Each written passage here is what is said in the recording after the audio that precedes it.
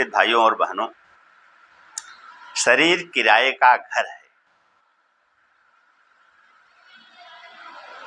यह एक बहुत ही सुंदर विषय है। हमें समझना है कि यह शरीर है क्या। शरीर पंच तत्वों से बना हुआ एक पुतला है।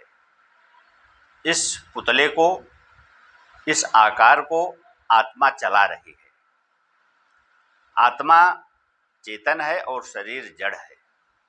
जब चेतन और जड़ दोनों का संयोग होता है तो यह शरीर कहलाता है और आदमी जीवित रहता है। और जब आत्मा इस शरीर को, इस किराए के घर को छोड़ करके निकल जाता है तो यह किराए का घर ही बेकार हो जाता है। इसका अपना कोई महत्व नहीं है। यह एक बहुत ही जानने की आवश्यकता है। ज्ञानी लोग इसीलिए शरीर से मोह नहीं करते, शरीर की साज सज्जा पर ध्यान नहीं देते, वो ज्ञान को महत्व देते हैं। ज्ञान ही आत्मा का वास्तविक गुण है। अगर हमें यह ज्ञान हो जाए कि शरीर अलग है, आत्मा अलग है, तो हम इससे मुक्त हो सकते हैं। हमें इसकी साधना करनी पड़ती है, अभ्यास करना पड़ता है।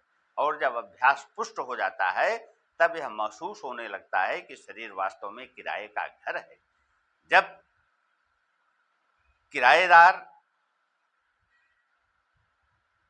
अपने घर में रहने वाले लोगों को घर से जाने के लिए कह देता है तो वे अपनी कहीं दूसरी व्यवस्था करते हैं। इसी प्रकार से आत्मा जो है इस शरीर में वास करती है।